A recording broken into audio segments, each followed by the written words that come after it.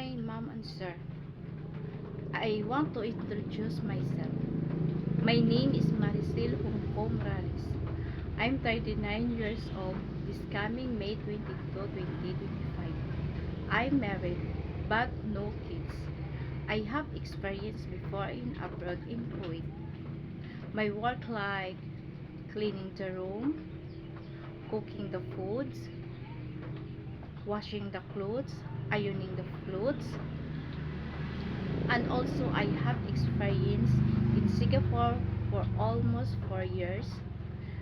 My work like cleaning the house and rooms, cleaning the kitchen, washing the clothes, ironing the clothes, and sometimes I bringing my mom daughter in school, and sometimes I wash the car and also go marketing.